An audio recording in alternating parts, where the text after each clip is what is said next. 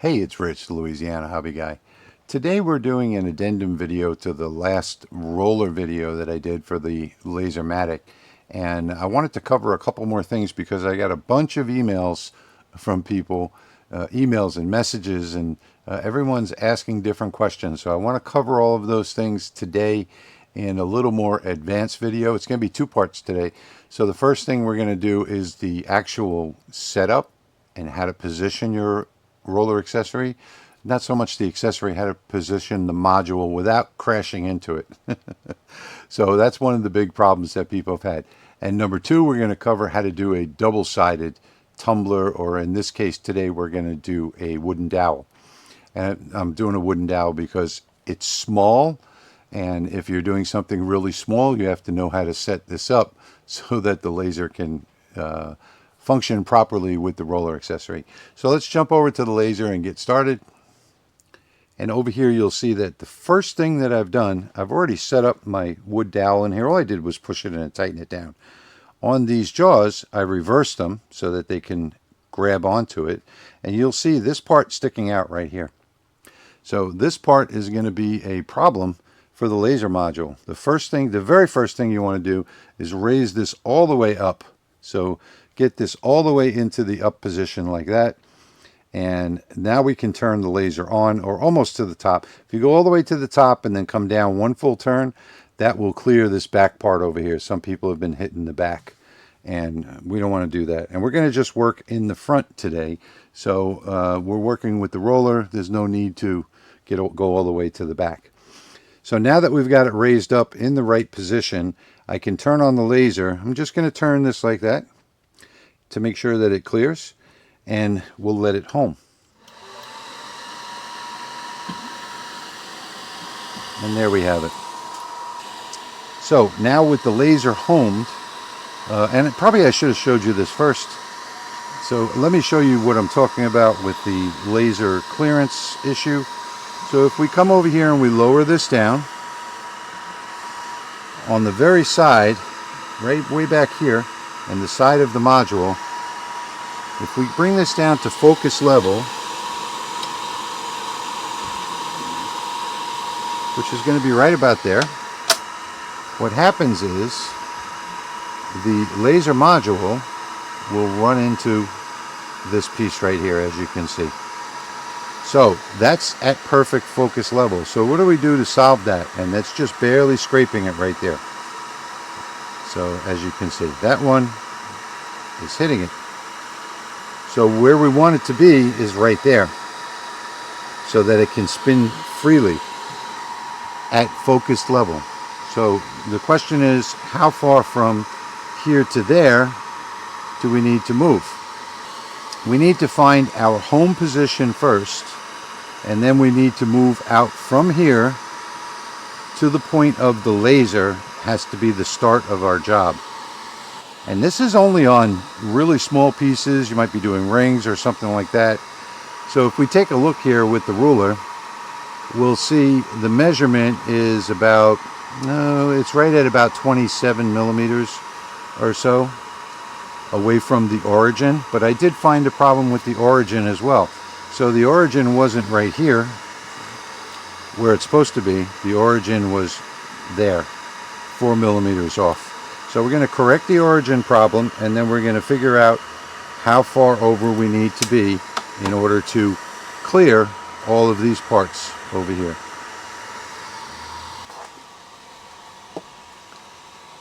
So now in Lightburn, let me show you what the fix was that I did. Here's the chuck rotary, and I'm going to click on Manage.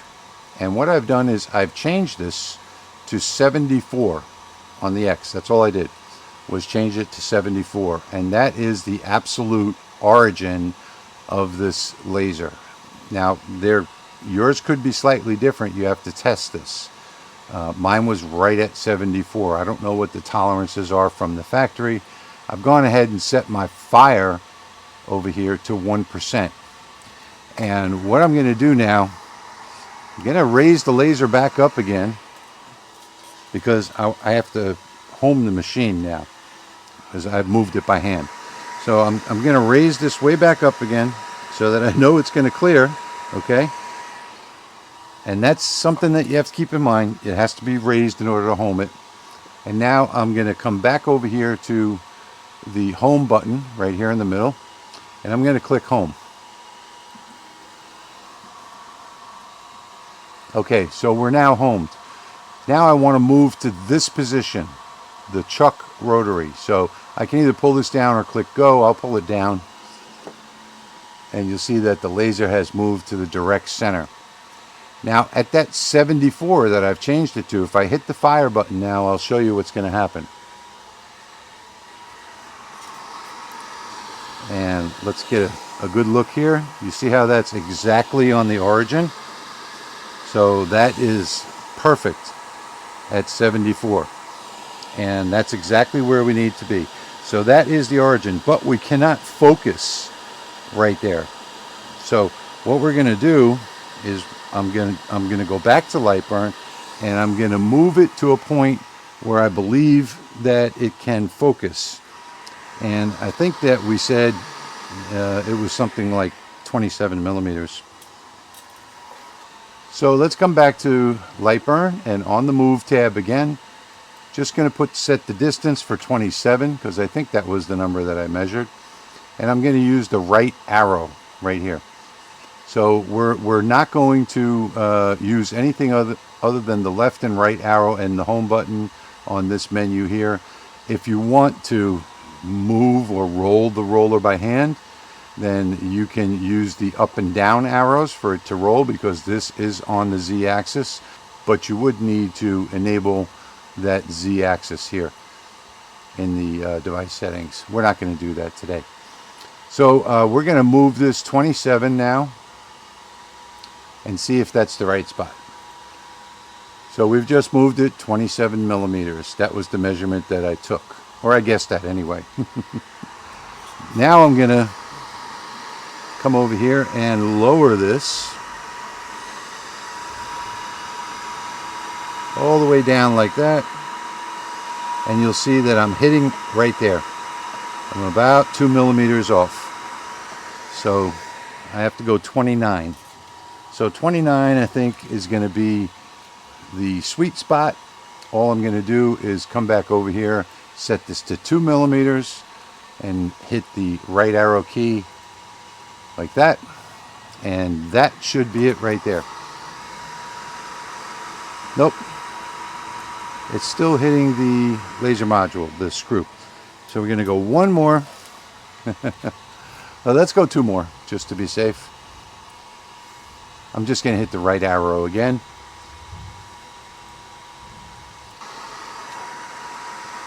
And there we go. And you can see now it can spin freely. So that is our position, and that's going to be 31 millimeters from the original spot. So that's where the laser is right now, and that's how we can clear and not hit anything and be able to do our engraving. So this has to be at least 31 millimeters from the origin. All right, so we now know that it's 27, 28, 29, 30, 31 millimeters from the origin that we've changed to 74. So what do we have to do next? And remember now, this is only for these little pieces here, because I've inverted the jaws and I want to be able to engrave this on both sides. So I'm going to take my caliper and I'm just going to take a measurement on this. And this is 29.5.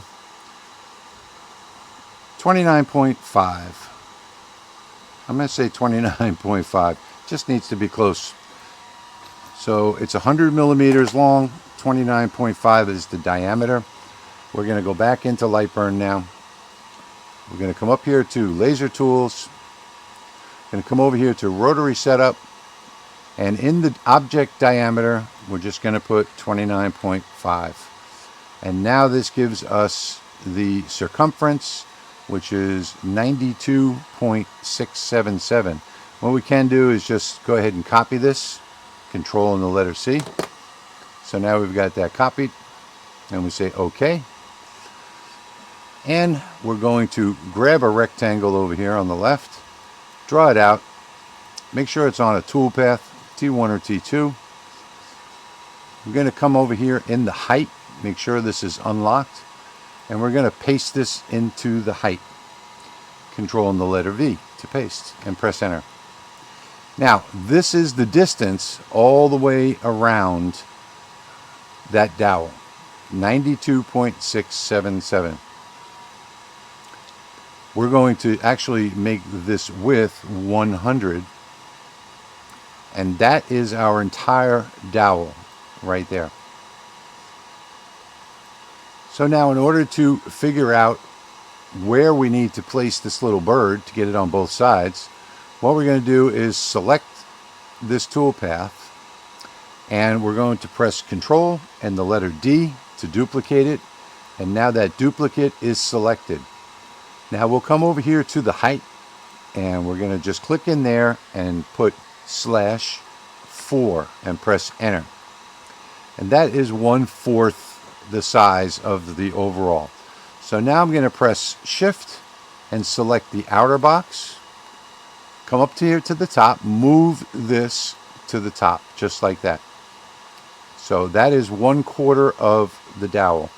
Now I'm going to select that one, press Control and the letter D again to duplicate that one, hold Shift, select this one and move this one to the bottom. Now we have 4 lines here. If we take our little bird here and we orient it in the right direction, we want it to be sideways because that's the way the roller accessory is on the workbed. And then let's say that we want this bird to be, let's lock it, and let's say we want this bird to be the width, say 25, like that. Now if I take and grab this little birdie and snap it to the center right there, that is directly in the center. If I press Control and the letter D, that duplicates it, and I can move this one here. Now we have 2 birds that are in, well, that's not in the center. Let's see if we can get it in the center. That looks like it's in the center right there. And now with this bird right here selected, if you wanted to make sure, you could hold Shift and select this line right here and come up here to the top and move it like that, and it is perfectly centered. You can check this one as well by doing the same thing, but they're both just right. And now we can switch back to the laser and get ready to run this job, since we now have all of our parameters down. So now with the laser in the up position, I'm going to send it home, and it's now home. And then I'm going to come back over here to the Move tab. I'm going to come to my new chuck rotary position, and I'm going to hit go. And now back in Lightburn, we know that the size of this roller is 100 wide. It's 100 millimeters wide. We want to get it, the laser head, right to that center dot. So that would be 50 millimeters is how far we have to move it. So I'll come back to the Move tab again, set my distance here for 50 millimeters, and use the right arrow to move it to the center. And now it's perfectly in the center, and I can focus the laser.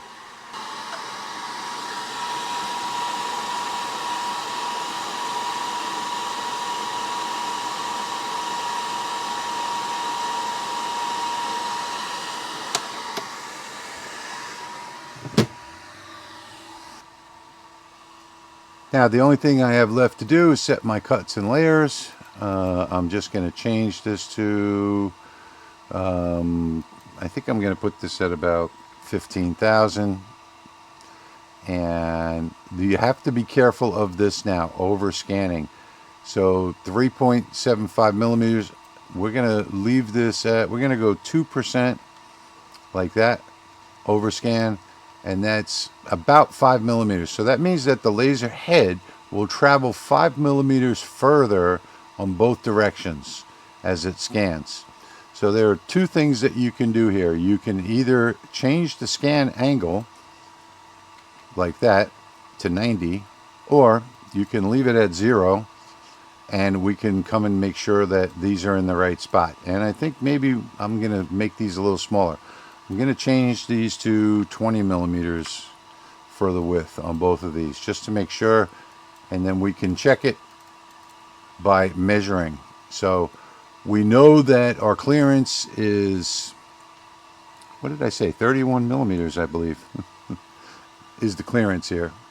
So we need 31 plus we have to add the overscanning, the 5.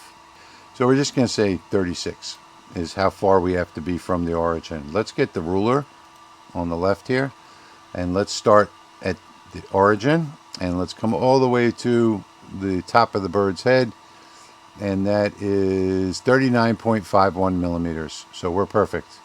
We need to be 37 millimeters away from the origin. We're at 39.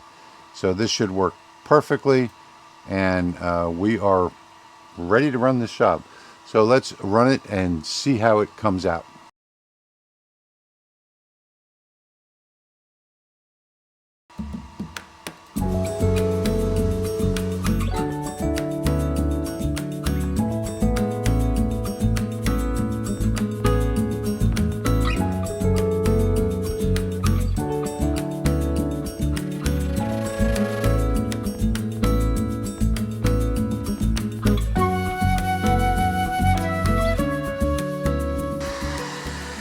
So now I can either use the move tab, and I don't think I'm going to need to do that on this.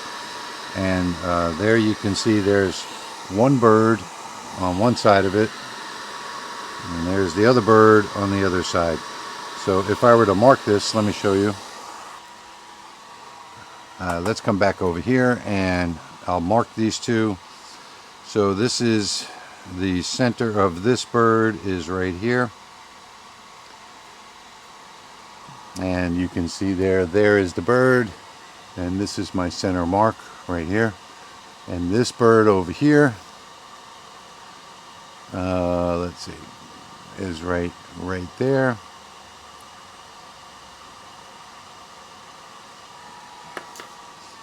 So there you can see there is the, if this camera will focus, I think I have to get really close for it to focus, get my head out of the picture. There we go. See, can you see the two marks? 1, 2. There's the two birds. 1. And there you can see the mark and the bird at the same time. There's one bird. There's the center mark. There's the other bird. There's the center mark. So now we have two birds exactly on opposite centers. And that, I know that this was like a really long and detailed video, but if you're gonna do something this small with a tumbler, you don't have to worry because it's not going to crash into the roller. But when you get really small, when you do something like this, or if you do the I'm going to be doing a ring next, an anodized metal ring. This is a titanium ring that's anodized. This is the next thing that I'm going to do. I'm going to use the little jeweler jaws. And the jeweler jaws will clear if I screw them into the end of the jaws that are on there now. So that's not a problem. But I just wanted to make sure that you all know, number one, the right way to position double-sided graphics. And number two, how to keep from crashing on small items like this into the roller. And now finally, I wanted to show you that if I'm using the jeweler jaws here, and I screw them directly into the rotary, it is going to still hit right there. See that? See if I can get it to make the noise. Can you hear that? This little piece right here is hitting the module. So the solution to that is to put your jaws on and then screw the jeweler's tongue into that little hole right there. That's the simple solution. So I'm just going to put this on inverted and screw the jeweler's tongue or the jeweler's jaw into that little hole right there. And now it will be far enough away, it'll be this much further away, where you don't have to worry about that, and it'll work just fine. So we'll use this as an extension for these jaws. And finally, I wanted to show you what I did with the jeweler jaws so that you can get a better idea. So I've gone ahead and installed the jaws inverted, and I put I leave the top hole empty, put it in the second hole so that they're perfectly square. Then I screwed the jeweler jaws into the ends of those. And now I've got plenty of room here for overscanning for the laser to move back and forth. So right there is about the middle. And if we come over here and take a look, you can see how much room that we've got there. Just plenty of room for overscanning. And to go just one step further, if we move this out of the way, you'll see that it still does stick out over here just a bit. So we still will hit that in the homing process, and we don't want to do that.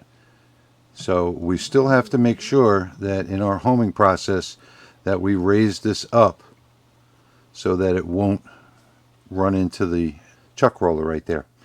So we're going to home first, then we're going to send it to the chuck origin, which will send it to right here. And now we can get our measurement to the ring, and we'll know how far out we need to move it so that we can focus it. So if we move this out of the way for a second, if I take and put my ruler on here, let's get the flat surface, which is the origin of the chuck. It is 44 millimeters to the dead center of this ring.